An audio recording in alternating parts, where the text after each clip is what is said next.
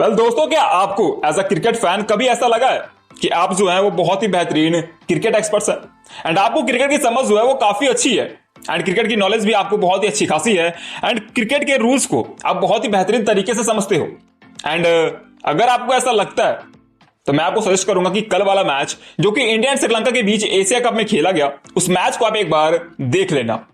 आपके अंदर जो भी भ्रम होंगे इन सब चीजों को लेकर वो खत्म हो गए होंगे एंड अगर आपने कल का मैच ऑलरेडी देख रखा होगा तो शायद अब आप खुद को क्रिकेट एक्सपर्ट्स नहीं बोलोगे, क्योंकि कल इंडिया वर्सेस श्रीलंका के बीच खेले गए मैच में एक ऐसा इंसिडेंट देखने को मिला जो कि ना सिर्फ फैंस को चकरा के गया बल्कि ग्राउंड पे मौजूद क्रिकेटर्स को भी पागल करके रख दिया। मतलब क्रिकेटर्स भी कुछ देर के लिए समझ नहीं पाए कि भाई साहब आखिरकार ये हुआ कैसे। अब वो इंसिडेंट क्या हुआ वो बतलाने से पहले सबसे पहले हमें मैच के बारे में बात करना होगा। तो दरअसल कल इंडिया वर्सेस श्रीलंका के बीच जो मैच खेला गया, उस मैच में टॉस जीता श्रीलंका के कैप्टन ने एंड श्रीलंका के कैप्टन ने टीम इंडिया के प्लेयर से कहा कि भाई साहब आप लोग आओ, पहले बल्लेबाजी करो। एंड टीम इंडिया की तरफ से एक बार फिर से ओपनिंग करने आए शुभमन गिल एंड अभिषेक शर्मा। वहां पे शुभमन गिल इस मैच में भी पूरी तरीके से फ्लॉप रहे, वहीं अभिषेक शर्मा एक बार फिर से वही रौद्र रूप में हमें नजर आए एंड उन्होंने बहुत ही बेहतरीन तरीके से 61 रन बनाए एंड उनके साथ ही तिलक वर्मा ने 49 रन बनाए। वहीं बहुत ही बेहतरीन कोम्यू संजू सैमसन के बल्ले से हमें कल देखने को मिली 39 रनों की एंड इन तीनों बल्लेबाजों के बदौलत टीम इंडिया ने श्रीलंका के अगेंस्ट 20 ओवर में 202 रन बना दिए। एंड जब बारी श्रीलंका के बल्लेबाजों की आई इस टारगेट को चेस करने के लिए तो भाई साहब वो ये सोचकर आए थे कि उनको तो इस मैच से कुछ मिलने वाला है नहीं, तो क्यों ना इस मैच को एक बहुत ही भयंकर मैच बना दे। मतलब 202 के टारगेट को श्रीलंका ने मानो चीटी समझ लिया। मतलब इस सोच से वो मैदान पर उतरे थे एंड उधर से पथुन निशंका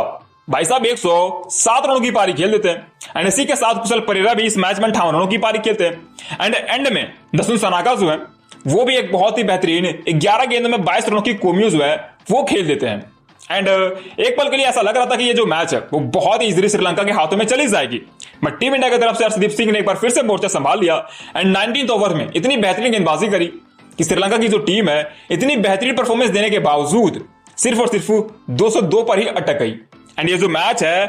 वो टाई हो गया। एंड टाई होने के बाद इस मैच में एक ऐसा इंसिडेंट हुआ जो कि आज तक क्रिकेट की हिस्ट्री में शायद कभी नहीं हुआ होगा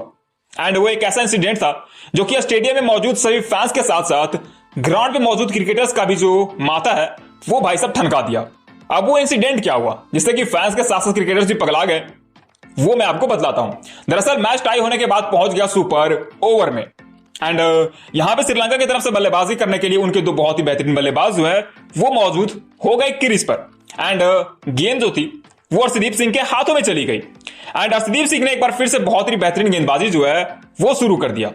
एंड अर्शदीप सिंह के ओवर में या यूं कह दो सुपर ओवर की तीसरी बॉल पर जब अर्शदीप सिंह ने श्रीलंका के बल्लेबाज को बॉल डाली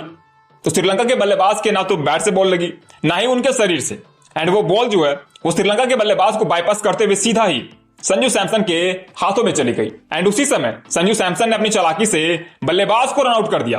बट रनआउट करने के बावजूद वो जो विकेट था वो टीम इंडिया को नहीं दिया गया। अब आप भी सोच रहे हो कि भाई साहब रनआउट तो हो ही गया तो फिर विकेट जो है वो टीम इंडिया को क्यों नहीं मिला।